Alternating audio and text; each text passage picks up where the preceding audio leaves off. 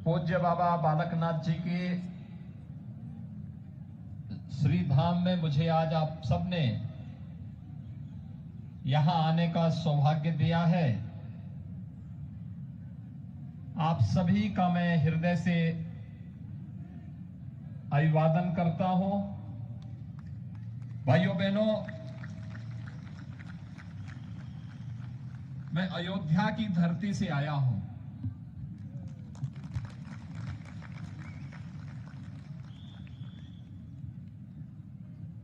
उत्तर प्रदेश के अयोध्या में आप सबकी भावनाओं के अनुरूप मर्यादा पुरुषोत्तम भगवान श्री राम के भव्य मंदिर के निर्माण का कार्य युद्ध स्तर पर चल रहा है।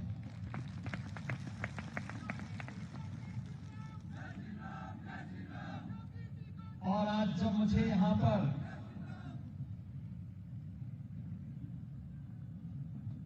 हिमाचल प्रदेश विधानसभा चुनाव के बारे में भारतीय जनता पार्टी की सुयोग्य प्रत्याशी श्रीमती माया शर्मा जी के समर्थन में आप सबसे अपील करने के लिए अवसर मिला है, तो भाइयों बहनों, मैं सीधे उत्तर प्रदेश से आ रहा हूं और आपके बीच में आकर के आप सबसे अपील करने के लिए आया हूं। मंच पर उपस्थित हमारे भारतीय जनता पार्टी के जिलाध्यक्ष और पूर्व विधायक श्री बलदेव शर्मा जी, उत्तर प्रदेश विधानसभा के सदस्य श्री विपिन वर्मा जी, भारतीय जनता पार्टी के मंडल अध्यक्ष श्री कुलदीप ठाकुर जी, महिला मोर्चा की अध्यक्ष श्रीमती कमला बनियाल जी, चेयरमैन ब्लॉक बिजौरी श्रीमती मंजू कुमारी जी, नरेंद्र अत्री जी, कमल नयन जी, यशपाल सिंह ठाकुर जी, प्रेम दयाल जी, सीताराम भारद्वाज जी, श्री यशवीर सिंह पटियाल जी, संजीव शर्मा जी, राजेश कुमार जी और उपस्थित मेरे हिमाचल जनपद के इस बड़सर विधानसभा सीट से जुड़े हुए उपस्थित सभी भाइयों बहनों, आप सबको मेरी ओर से राम राम।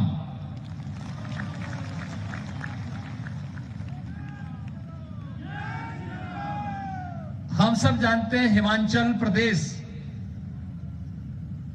भारत का मुकुट है, देवभूमि के रूप में विख्यात है। यहां का हर डांडा, हर घाटी किसी न किसी देवभूमि के लिए, देव मंदिर के लिए विख्यात है। और वही सज्जनता, वही शौर्य और वही पराक्रम हिमाचल प्रदेश के नौजवानों के अंदर देखने को मिलता है, यहां के नागरिकों के अंदर देखने को मिलता है।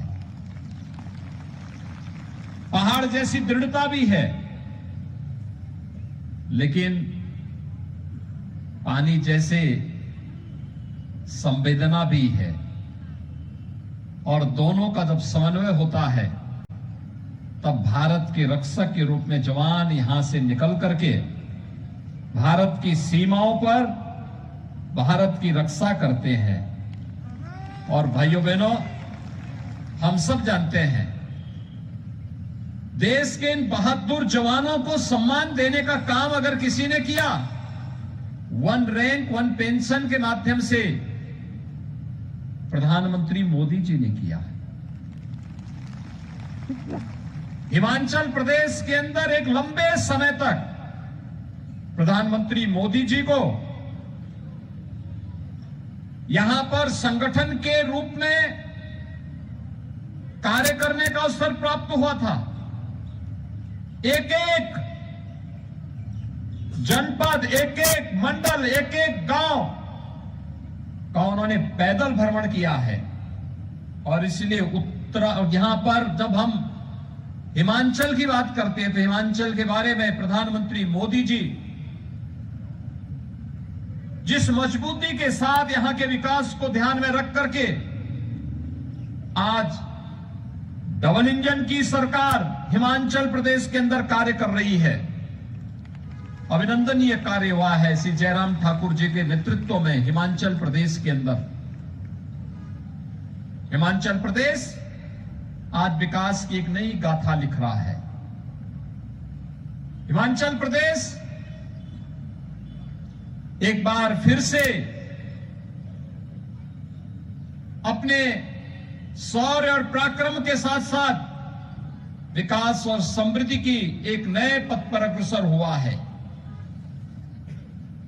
और ये हम सबका सौभाग्य है। हिमाचल प्रदेश तो आज संगठन के क्षेत्र में पूरी भारतीय जनता पार्टी को नेतृत्व दे रहा है। भारतीय जनता पार्टी के राष्ट्रीय अध्यक्ष श्री जगत प्रकाश नड्डा जी भी इसी हिमाचल प्रदेश की माटी के सपूत हैं और केंद्रीय मंत्री और आपके लोकप्रिय सांसद श्री अनुराग सिंह ठाकुर जी भी इसी हिमाचल प्रदेश के सपूत हैं। भाइयों बहनों, अच्छी विभूतियों को हिमाचल प्रदेश ने दिया है। विकास का मॉडल देने वाला हिमाचल प्रदेश, इसकी विकास की यात्रा रुकनी नहीं चाहिए, थमनी नहीं चाहिए। इसके लिए आवश्यक है फिर से डबल इंजन की सरकार आए और डबल इंजन की सरकार डबल रफ्तार के साथ बुलेट ट्रेन की तरह यात्रा प्रारंभ करके विकास और समृद्धि के नए नए आयाम चुन सके। इसके लिए आप सबसे अपील करने के लिए मैं आया हूं। भाइयों बहनों, आज भारत दुनिया के अंदर अपना एक नया परचम लहरा रहा है। आज आप देख रहे होंगे भारत दुनिया के अंदर जिस ब्रिटेन ने लगभग 200 वर्षों तक भारत में शासन किया था, उस ब्रिटेन को पछाड़ करके भारत दुनिया की 5वीं अर्थव्यवस्था बना है प्रधानमंत्री मोदी जी के नेतृत्व में। आपने देखा होगा आजादी के अमृत महोत्सव वर्ष में किस किस प्रकार के संजोग बन रहे हैं। भारतीय मूल का एक नागरिक, उनके पूर्वज किसी कालखंड में भारत से गए थे, आज वे ब्रिटेन के प्रधानमंत्री के रूप में पूरी दुनिया के लिए इसके सामने गौरव की प्रतिमूर्ति बनकर के दुनिया को विकास की एक नई राह दिखा रहे हैं। प्रधानमंत्री मोदी जी के नेतृत्व में भारत दुनिया के लिए एक मानक बन रहा है। वैश्विक मंच पर जहां कहीं संकट आता है, दुनिया भारत की ओर देखती है और प्रधानमंत्री मोदी जी की ओर बड़ी आस भरी निगाहों से देखती है। आज वैश्विक मंच पर भारत नेतृत्वकर्ता के रूप में दिखाई दे रहा है। भारत अपनी आजादी के अमृत महोत्सव वर्ष के अवसर पर आपने देखा होगा प्रधानमंत्री मोदी जी ने पूरे देशवासियों को पंच प्रण के साथ जोड़ने का आह्वान किया और पंच प्रण में से एक विकसित भारत के संकल्प को आगे बढ़ाना, पंच प्रण में अपनी विरासत को सम्मान देना और गुलामी के अंश से सर्वथा मुक्ति के लिए भी और एकता और एकीकरण के लिए भी प्रधानमंत्री मोदी जी ने देश का आह्वान किया। अयोध्या में श्री राम जन्मभूमि पर भगवान राम के भव्य मंदिर का निर्माण उसी श्रृंखला का हिस्सा है। आप मुझे बताइए, क्या कांग्रेस अगर देश में रहती तो क्या अयोध्या में राम मंदिर का निर्माण हो पाता? माताओं बहनों से पूछना चाहता हूं मैं, क्या कांग्रेस कर पाती? अयोध्या में राम मंदिर निर्माण पर आपको गौरव की अनुभूति होती है कि नहीं होती है? 500 वर्षों के बाद गुलामी के ढांचे को समाप्त करके अयोध्या में भगवान राम के भव्य मंदिर का निर्माण हो रहा है। ये भारत का भव्य राष्ट्र मंदिर है। हर भारतवासी को गौरव की अनुभूति करनी चाहिए कि हम राम की धरती पर पैदा हुए हैं और किसी कालखंड में किसी विदेशी आक्रांता ने अयोध्या में राम मंदिर को तोड़ करके वहां पर एक विवादित ढांचा खड़ा किया था। समय के अंतराल के साथ धर्म चक्र अपना काम किया है और अयोध्या में आज भगवान श्री राम का भव्य मंदिर के निर्माण का कार्य उसी युद्ध स्तर पर आगे बढ़ रहा है। भाइयों बहनों, काशी में बाबा विश्वनाथ का धाम फिर से संवर चुका है, काशी विश्वनाथ धाम के रूप में। आपने लोकार्पण कार्यक्रम देखा होगा, आप में से कुछ लोग काशी जाने का अवसर प्राप्त हुआ होगा। जाइए देखिए कितना भव्य है। मथुरा वृंदावन में जाके देखिए कितनी भव्यता के साथ काम हुआ है। अभी प्रधानमंत्री जी ने महाकाल उज्जैन में महाकाल के प्रथम चरण के कार्य का लोकार्पण किया, कितना भव्य कार्य हुआ है। और केदारपुरी में, उत्तराखंड के केदारपुरी के उस कार्य का भी लोकार्पण प्रधानमंत्री मोदी जी के द्वारा संपन्न हुआ है। यही तो है विरासत के प्रति सम्मान का भाव, यही है विरासत के प्रति सम्मान। और विरासत के प्रति सम्मान को आगे बढ़ाने के लिए आज भारत के अंदर युद्ध स्तर पर एक और अपने स्वतंत्रता संग्राम सेनानियों के प्रति सम्मान का भाव है। आजादी के उन सभी नायकों को सम्मान दिया जा रहा है। देश की सीमाओं पर भारत की सुरक्षा करने वाले अपने सैनिकों के प्रति कृतज्ञता ज्ञापित करते हुए उन्हें सम्मान दिया जा रहा है। दूसरी तरफ अपनी आस्था के केंद्रों को संवारने, सजाने और भारत की आस्था को सम्मान देने का कार्य हो रहा है। तो वहीं भारत के अंदर हर नौजवान के हाथ को कार्य मिल सके। मिशन रोजगार हर नौजवान को रोजगार के साथ जोड़ने के लिए कहीं अग्निपथ की योजना प्रारंभ हुई है, कहीं पे नौकरियों की एक लंबी श्रृंखला निकली है। 10 लाख अग्निवीर निकलने हैं, अग्निवीर 10 लाख, और 10 लाख अग्निवीरों की भर्ती के साथ 10 लाख नए अन्य नौकरियां सरकारी मिलनी है। भाइयों बहनों, क्या ये सब कांग्रेस के समय हो पाता? कांग्रेस कर पाती? ये कांग्रेस नहीं कर पाती। कांग्रेस अगर कर पाती तो जनता ने, देश की जनता ने, देश की जनता जनार्दन ने तो उनको पूरा अवसर दिया था, पूरा अवसर दिया था।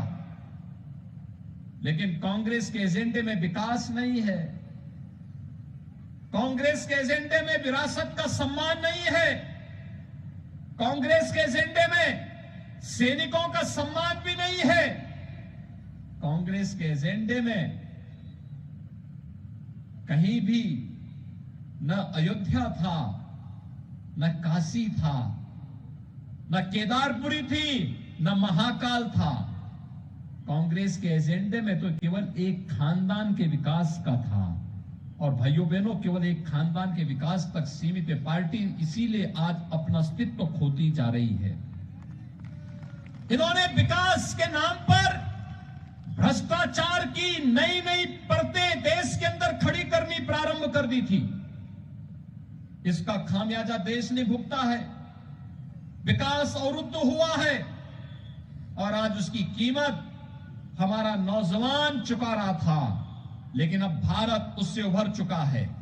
एक नए भारत के निर्माण के लिए हिमाचल प्रदेश के अंदर डबल इंजन की सरकार फिर से आवश्यक है, क्योंकि विगत 5 वर्ष के अंदर हिमाचल प्रदेश के अंदर, भाइयों बहनों, जिस मजबूती के साथ श्री जयराम ठाकुर जी ने काम किया है, प्रधानमंत्री मोदी जी के मार्गदर्शन में, श्री अनुराग सिंह ठाकुर जी और श्री जगत प्रकाश नड्डा जी के साथ मिलकर के, वह अभूतपूर्व है। हर फील्ड में काम हुआ है। मुझे थोड़ा बताइए कि क्या अभी कोरोना जैसी महामारी से देश उभरा है? की बात करो ना, अगर कांग्रेस के शासनकाल में दुर्भाग्य से आया होता, क्या हाल हुआ होता। प्रधानमंत्री मोदी जी की लीडरशिप थी। हिमाचल में श्री जयराम ठाकुर जी के नेतृत्व में जिस मजबूती के साथ काम हुआ, फ्री में टेस्ट, फ्री में उपचार, फ्री में वैक्सीन और हर गरीब को फ्री में राशन की सुविधा भी, देश के अंदर 80 करोड़ गरीबों को फ्री में राशन की सुविधा भी उपलब्ध करवाई गई। वृद्धजनों को वृद्धावस्था पेंशन, दिव्यांगजनों को दिव्यांग पेंशन, निराश्रित महिलाओं को निराश्रित महिला पेंशन, किसान अन्नदाता किसानों को प्रधानमंत्री किसान सम्मान निधि और हर गरीब को आयुष्मान भारत के साथ ही हिम केयर के माध्यम से 5 लाख रुपए सालाना स्वास्थ्य बीमा का कवर देने का काम भी ये डबल इंजन की सरकार ने ही किया है। अगर कांग्रेस के एजेंडे में विकास होता तो भाइयों बहनों 50-55 वर्षों तक उन्होंने शासन किया, कभी उन्होंने विकास को एजेंडा नहीं बनाया। विकास उनके एजेंडे का हिस्सा नहीं था, विरासत का सम्मान उनके एजेंडे का हिस्सा नहीं था, सैनिकों का सम्मान उनके एजेंडे का हिस्सा नहीं था, गुलामी के अंश की सर्वथा मुक्ति उनके एजेंडे का हिस्सा नहीं था। वे कभी इसको अपना एजेंडा नहीं बना पाए और इसलिए भाइयों बहनों हिमाचल के विकास की यात्रा बुलेट ट्रेन की तरह तेजी के साथ आगे बढ़ती रहे। इसके लिए आवश्यक है देश का यह शांत क्षेत्र, कितना शांति है, प्रकृति की गोद में आकर के ऐसा लगता है जैसे साक्षात देवात्मा के साथ हमारा साक्षात्कार हो रहा हो। और हिमाचल के अंदर इस प्रकार की अनुभूति हम सबको होते हुए दिखाई देती है। यह साक्षात्कार शांति के माहौल में ही संभव है, अन्यथा नीचे से माफिया और प्रकृति के तत्वों पर घुसेंगे, कांग्रेस की जो प्रवृत्ति है समस्या ही खड़ी हो जाएंगी। क्योंकि आपको मालूम है उत्तर प्रदेश से माफियाओं का हमने सफाया कर दिया है।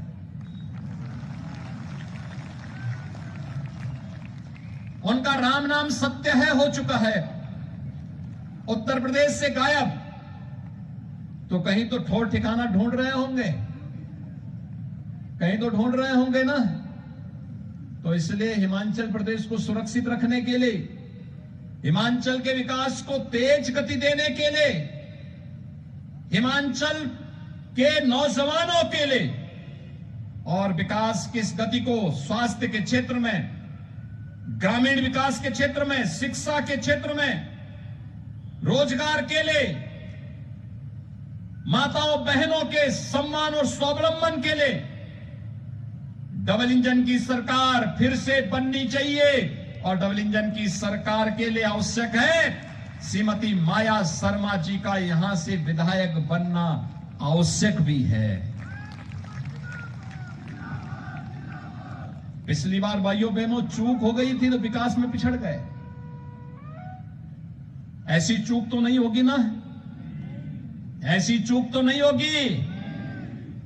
संकल्प है ना, तो फिर हम लोग ये मान करके चल लें कि 12 नवंबर को जब इलेक्शन होंगे तो 12 नवंबर के इस इलेक्शन में हर जगह कमल का फूल ही नजर आएगा। आएगा, सभी लोगों को नजर आएगा, सभी लोग इस संकल्प के साथ कार्य करेंगे। भाइयों बहनों, एक पहाड़ी क्षेत्र है, आप देख रहे होंगे मुझे आने में लेट हो गया, 45 मिनट सड़क मार्ग से आया हूं। मैं प्रातःकाल लखनऊ से चला था और आकर के समय पे आ गया, लेकिन आने पर तो स्वाभाविक रूप से प्रत्याशी चुनाव के दौरान हर घर नहीं जा पाएगी। आप सबको माला शर्मा बनना पड़ेगा, माला शर्मा का प्रतिनिधि बनना पड़ेगा, घर घर जाकर के एक एक मतदाता को मतदान करने के लिए प्रेरित करना पड़ेगा और कमल चुनाव चिन्ह पर भारतीय जनता पार्टी की सुयोग्य प्रत्याशी को विजयी बनाने की इस अभियान के साथ जुड़ना पड़ेगा। आप सभी सहमत हैं? सभी लोग सहमत हैं? तो मेरे साथ बोलेंगे भारत माता की, भारत माता की जय जय श्री राम।